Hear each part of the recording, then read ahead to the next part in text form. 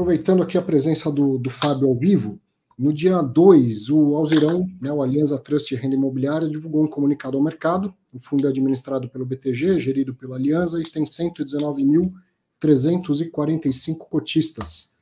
Grande Fábio, que bom tê-lo ao vivo aqui no Fatos Relevantes. Seja bem-vindo. Boa tarde, tudo bom? Estamos aqui na frente da estante famosa em sua famosa, essa não pode faltar. Hoje estamos na estante aqui.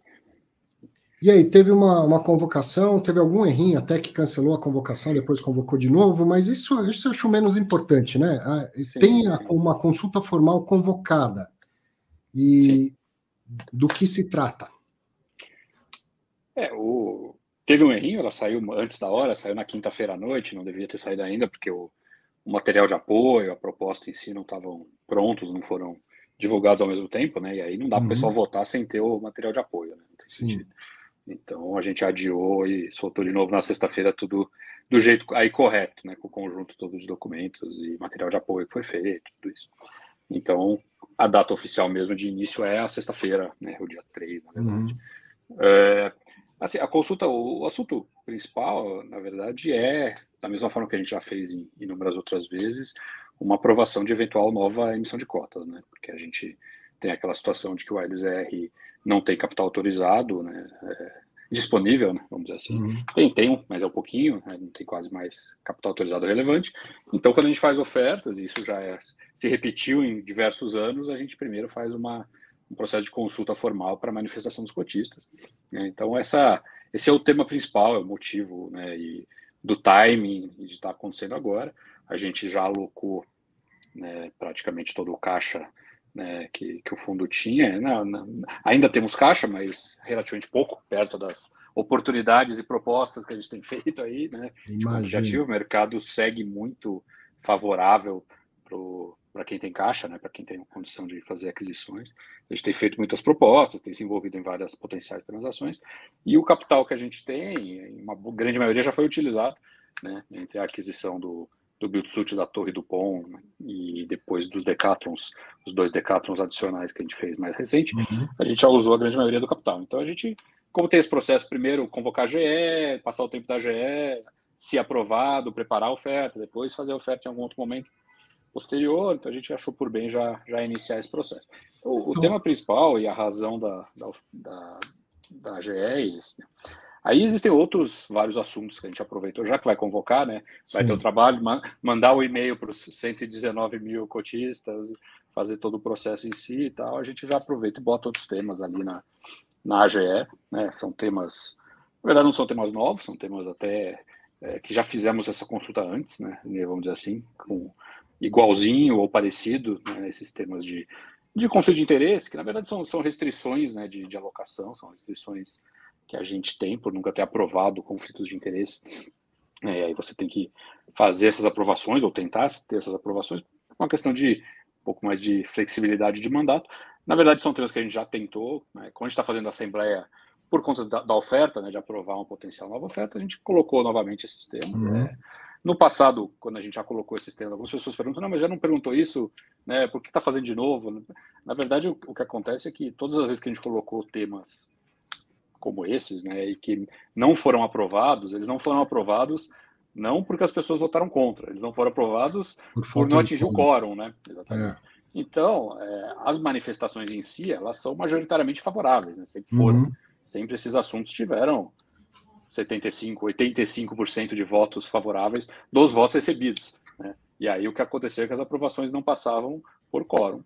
Assim, quando a gente vai fazer uma assembleia, a gente tenta de novo, né? São assuntos que a gente acha que tem uma relevância de longo prazo para o fundo, e vamos fazer a assembleia, a gente coloca os assuntos e vê se, eventualmente dessa vez, com mais gente usando, né, o voto eletrônico, mais gente acostumada a usar o voto eletrônico a cada momento, a gente vai ter mais condição de ter quórum, né, o quórum qualificado, né, necessário para esses assuntos.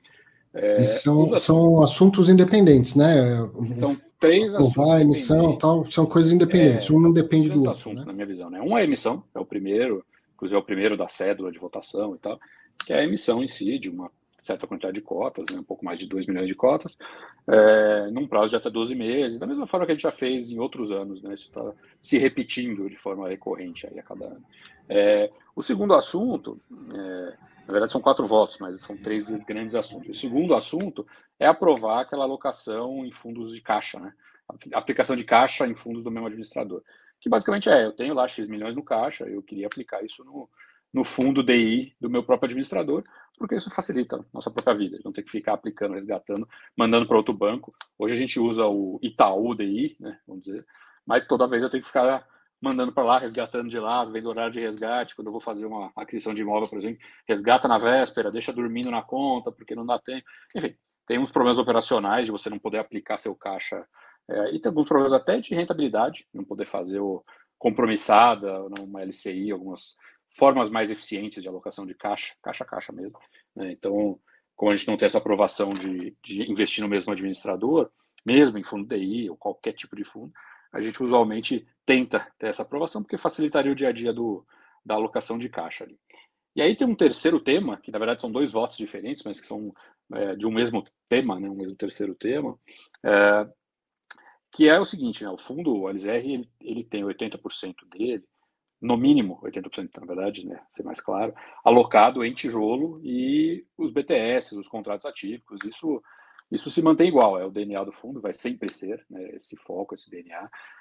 Inclusive o que a gente está colocando nessa GE agora, não tem nenhuma mudança de regulamento, nenhuma mudança de mandato, assim, nada está mudando, né? Às vezes eu vejo até umas pessoas falando, não, ele quer comprar outros fundos, então vai virar um FOF. Não tem nada disso. O fundo continua tendo um regulamento que diz que ele tem que ter no mínimo 80% dele de tijolo, contratos atípicos, pelo menos 5 anos, com inquilinos de bom crédito, toda aquela coisa que acho que muita gente aí, né, já conhece, todos os nossos cotistas já entendem bem que é o DNA do fundo, que é a nossa visão para o fundo, isso se mantém, não tem nenhuma mudança, né? Nem está se pedindo nenhuma mudança de regulamento, então não teria nem como mudar qualquer coisa relevante de verdade. Agora, nesses 20%, que já temos liberdade na prática, né, de aproveitar algumas outras oportunidades, né, do mercado imobiliário que a gente identifica às vezes, isso já tem, né, o fundo já tem esses 20%, sempre teve, isso não é uma alteração, ninguém está pedindo para mudar nada, mas tem a mesma situação, né? Então, se tem algum fundo imobiliário, algum imóvel que a gente vê e nos interessa comprar via fundo imobiliário indiretamente, ao invés de comprar a matrícula, mas esse fundo está no nosso mesmo administrador, não podemos comprar, né, porque a gente não tem esse conflito aprovado. É uma coisa que não faz muito sentido, né, cá entre nós, porque o fato de ter o mesmo administrador não é um problema de conflito, né? Ninguém vai. A gente não interfere no administrador, o administrador não interfere na gestora. Uma coisa e ainda mais sendo o administrador o BTG, que é e ainda mais sendo o número de fundos é o que mais administra fundos no Brasil. Exatamente. Mas isso é verdade, esse é porque isso nos gera, às vezes, alguma limitação, alguma dificuldade. Eu já falei isso publicamente, teve 2 casos já de fundos, situações que a gente queria comprar, né, imóveis indiretamente via fundos e não podia, porque havia uma situação de impedimento por ser um fundo que era administrado no próprio BTG. Isso já aconteceu 2 vezes na nossa história e a gente acha que pode acontecer de novo, porque é um administrador importante, que tem vários FIIs, né, que são administrados lá. Então, assim, hoje a gente já pode comprar outros FIIs, nesses 20%, né? A gente tem 10 administradores de fundos no mercado, a gente pode comprar FIIs de 9 deles, mas a gente não pode comprar do nosso próprio pela coincidência de ser o mesmo administrador. E isso, burocraticamente, digamos assim, ser um impedimento. Né? Então, a gente não vê um problema nesse tipo de alocação. Muita gente faz, é uma coisa muito comum, mas a gente nunca conseguiu aprovar isso por falta de quórum, mas que o fundo tem muito cotista, tem uma base muito diversificada, então o quórum acaba virando um desafio. Né? Tem alguns fundos que têm uma base mais concentrada, menos cotistas em alguma fase da sua história, e eles conseguem aprovar, né, esses conflitos de interesse e ficam um pouco mais de liberdade para essa alocação desse caixa. A gente não aprovou lá atrás, e aí passou a ter um fundo muito cotista, muito diversificado, uma base muito pulverizada, e aí o quórum passou a se tornar um impedimento para a gente. E aí, dentro dessa mesma categoria de potencial alocação, né, dos máximos 20% do fundo, a gente também está propondo liberar um fundo aliança, aí conflito de interesse potencial do próprio gestor, né, um fundo gestão aliança mesmo, gestora com gestora, aí é o potencial conflito de interesse mesmo, né? E aí a gente bota limite, a gente bota uma regra clara de que não cobra taxa em duplicidade, né? A ideia não é jamais cobrar taxa de duplicidade ou fazer qualquer tipo de prejuízo para cotista. Pelo contrário, é para aproveitar uma oportunidade. A gente tem uma estratégia de logística, né, de ativos de logística urbano, que a gente chama, que são imóveis de logística dentro das cidades mesmo, que é uma coisa que a gente há vários anos, na verdade, já desenvolve, já trabalha com isso, e já falamos, né, isso em algumas vezes aí do assunto, chama-se Urban Hub, né, a plataforma, a estratégia.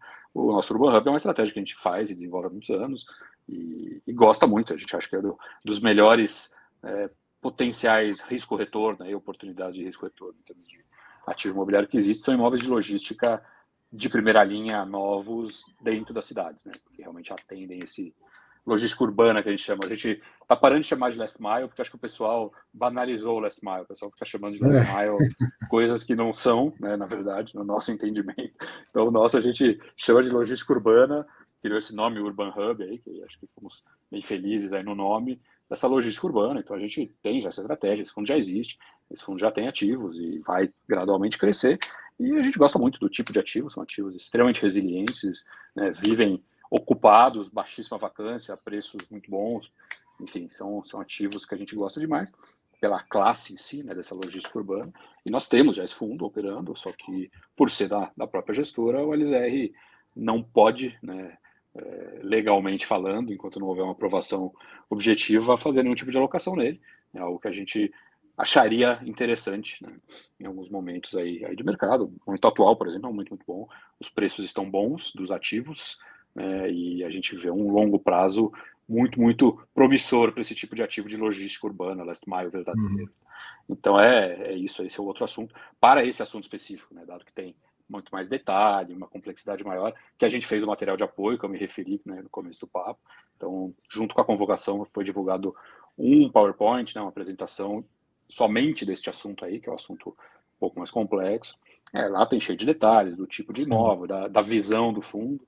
É basicamente um fundo de tijolo, focado em ativos de primeira linha, de primeira qualidade, né, técnica, de logística, necessariamente dentro da grande São Paulo, necessariamente dentro da área urbana de São Paulo, realmente focados nessa logística urbana que a gente chama, que é essa distribuição de alta frequência, né, de comércio eletrônico, de varejistas e desse tipo de inquilino, né, que realmente precisa fazer aquela entrega super rápida e entrega e depois retirada, logística reversa e tal, dentro da cidade.